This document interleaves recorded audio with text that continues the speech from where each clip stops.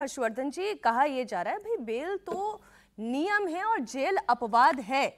ये वही बात है जो मनीष सिसोदिया के मामले में कही गई, जो के कविता के मामले में कही गई, जो 3 टेस्ट की बात कही जा रही है। भाई भगोड़े थोड़ी ना है, कहीं भाग थोड़ी ना जाएंगे, संवैधानिक पद पर है, जांच चल रही है, जांच चलती रहेगी। नहीं, इसमें मुझे लगता है कि इसमें कोई बहस करने की आवश्यकता भी नहीं है।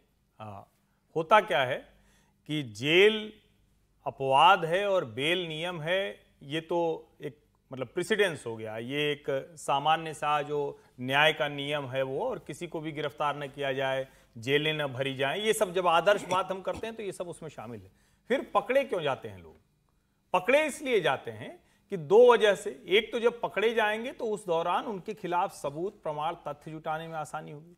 दूसरा, इस तरह का व्यक्ति अगर जेल नहीं जाएगा, मान लीजिए सबके लिए कह दें, बार बार हम लोग इसकी चर्चा करते हैं तो थोड़ा इस पर विस्तार से आज बात होनी चाहिए कि जेल अपवाद है, बेल नियम है। अरे भाई, अगर ऐसे जेल अपवाद हो, बेल नियम, तो कहेगा चाकू मारा, कहे भाई बेल दे दो हमको, जेल तो नियम नहीं है, अपवाद है, ये तो बेल नियम है। तो ऐसा नहीं होता है। ये बात हम जिस संदर्भ में इस्तेमाल करते हैं थोड़ा सा बचें इससे।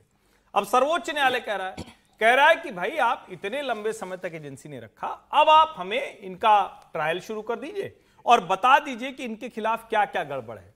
अगर इसमें आप बताएंगे कि भाई अभी भी 2-4 चीजें हैं जहां केजरीवाल जी अगर बाहर रहे तो गड़बड़ कर देंगे। कैसे गड़बड़ कर देंगे?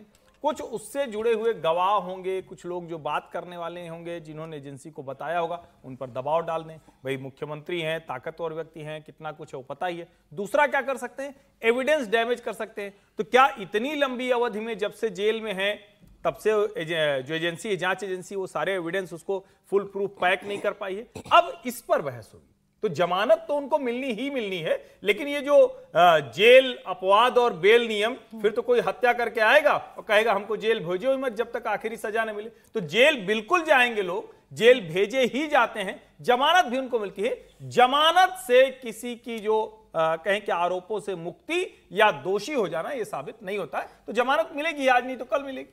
यही बात जो कोर्ट में आज कही गई है विजय जी, कि if there is a power to investigate then there is a power to arrest also.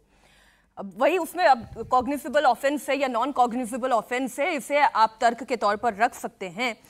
तो अभी जो देखने को मिल रहा है कोर्ट में, ये क्या ऐसा लगता है कि सीबीआई एक कोशिश में है कि अपने पास ज्यादा से ज्यादा दिनों तक अरविंद केजरीवाल को रख सके? क्योंकि अभिषेक मनु सिंघवी का तर्क ही यही है कि आप तो ये प्रयास कर रहे हैं कि बस इन्हें जेल में रखें by any way, which ever means.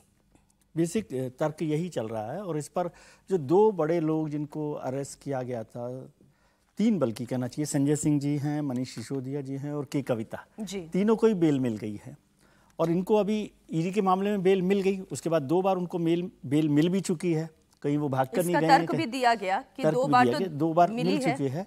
तो अब क्या, और ये जो है ना, bail is rule and jail is exception, ये जनरल रूल है हमारे लॉ का, प्रेसिडेंस के तौर पे, कि किसी भी वजह से बेवजह लोगों को जेल में नहीं रखा जाए। और ऐसे लोग जो हत्या के अपराधी नहीं है, एक करप्शन का मामला है, मतलब उस पर हम ये तो नहीं करेंगे वो करप्शन से फ्री हैं या नहीं है, जो भी है करप्शन का मामला है ना, कोई हत्या का मामला नहीं है, एक फाइनेंशियल स्कैम का मामला है। चीफ मिनिस्टर है, पॉलिटिकल लीडर है, चुने हुए प्रतिनिधि हैं, वो सारी चीजें भी उनके साथ देखनी पड़ती है जब अदालत देख रही है। इसमें हमारा तर्क नहीं है, अदालत क्या देख रही है उस बात को। और इतने समय से जेल के बाद सीबीआई या जो भी इन्वेस्टिगेटिंग एजेंसी है, उसको क्या जरूरत रह गई है? क्या उसका इन्वेस्टिगेशन पूरा नहीं हुआ है? क्या गवाहों को दबाया जा सकता है? इन सब बातों को ध्यान में रखता है ऐसा किया। लेकिन इन सब का कोई तर्क अभी सीबीआई के पास दिखाई नहीं दे रहा।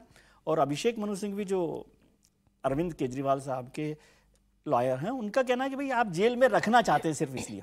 अब या तो सीबीआई कोर्ट को सेटिस्फाई करे।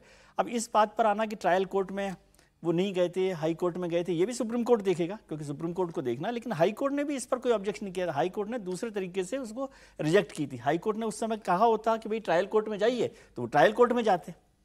अब तो हाई कोर्ट के बाद की मसला है ना, तो वापस ट्रायल कोर्ट में जाने की बात तो मुझे नहीं एएसजी लगती। यही बात तो कह रहे हैं कि बेल एप्लीकेशन तो तब फाइल कर दी इससे पहले कि चार्जशीट फाइल नहीं हुई। आपने चार्जशीट फाइल होने से पहले बेल एप्लीकेशन फाइल कर दी।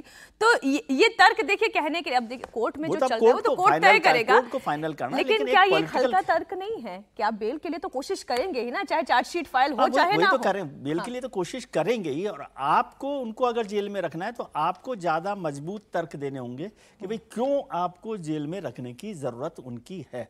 यदि कोर्ट सेटिस्फाइड होता है तो और हो जाएगी जितने समय हो रही है। लेकिन यदि पिछले 4 केसेस को देखें, जिसमें 2 केस महत्वपूर्ण हैं कि कविता का केस और उधर झारखंड में हेमंत सोरेन का केस, जिसमें दोनों में सुप्रीम कोर्ट ने और हाई कोर्ट ने जो इन्वेस्टिगेटिंग एजेंसी है उनको बड़ी एक तरह से लताड़ी लगाई है।